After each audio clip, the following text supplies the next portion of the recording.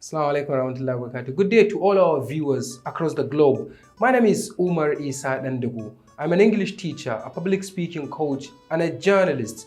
I'm a freelance journalist based here in Kano State, northwestern Nigeria. I mostly cover political and diplomatic issues on my YouTube channel, Global Arena TV. I have covered the British political turmoils. I've covered the complexities of the Middle East politics. And I've also covered how the Turkish media, the TRT, is trying to counter the Western narrative. By the way, I've also been working as a contributor to a YouTube-based company called Whiteblood Multimedia, where I mostly focus on national burning issues and local issues that affect our people. And I host a 30-minute one-on-one interview show called Whiteblood Panorama on Whiteblood Multimedia. By the way, academically speaking, I am a I am a level 300 student of mass communication at Bayero University, Kano. I'm here to talk about an important issue, the roles of journalism and journalists in tackling both security and humanitarian challenges. Well, I think there is no need for us to define what is security challenges. Of course, we know that Nigeria, like many countries, Yemen, Ukraine, and other countries are facing and have been facing some really devastating issues with regards to security. Of course, we've got the Boko Haram in Northeast, and we've got the banditry and kidnapping in Northwest and other parts of the country. Of course, humanitarian challenges, on the other hand, are simply talking about threats, existential threats towards the humanity. So we've got the diseases, we've got the IDPs and other refugee also crisis. These are also parts of the humanitarian challenges. So how should we use journalism to tackle and deal with these problems? First of all, when it comes to the issue, to me, when it comes to the issue of Boko Haram and banditry, we need a strong, vibrant journalism that can go deep and discover and also uncover the core fundamental reasons why those people have taken up arms against their governments.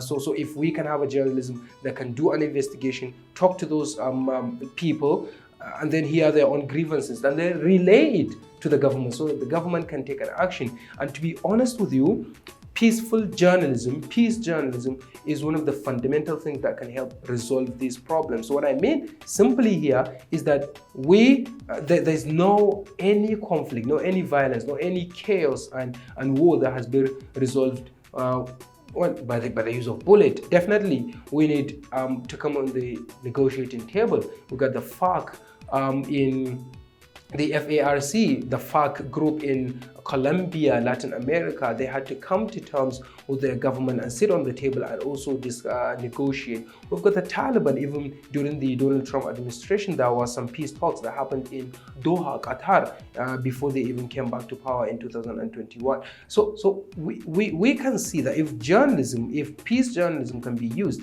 and bring the opposing sides to the table and discuss, definitely things will be resolved. There's another thing that we need to also focus on. We should not just focus on the politics. I know, of course, the 2023 elections are just underway. Of course, we've got the presidential elections just around the corner, and the other elections. They're very important, of course. But what we need to do is that we need to also focus on other areas that can help benefit the society. Of course, the core root of any insecurity and violence and whatsoever is lack of understanding. So if we can produce programs and reports that would help encourage understanding and peaceful coexistence between ethnic groups in Nigeria, that would definitely help and contribute significantly towards curbing and dealing with the issues of insecurity. Farmer had a crisis. Of course, a lot of people believe that it's an issue of misunderstanding. The ethnic crisis in Jos, Plateau State, and other parts of northern Nigeria and even in the south, definitely as a result of lack of understanding. So if we can promote a sensible journalism that can that can encourage more peaceful coexistence, that would definitely go along with. In conclusion, I think more vibrant, honest, balanced, and fair journalism needs to be promoted and encouraged and motivated in dealing with other several issues that we are facing. Of course, in Kano State, we're faced with the issue of phone snatches or phone robbery, where people can just attack other people and snatch, grab, steal their phones. If they do not give it to them, they can easily kill them. This is a very sensitive issue. But not just like reporting the whole thing, but reporting the punishments. If the police have arrested the culprits, then we need to go dig deep and report about the punishment exerted upon those perpetrators of such heinous crimes. We've also got the issue of diseases and malnutrition, child trafficking and child labor.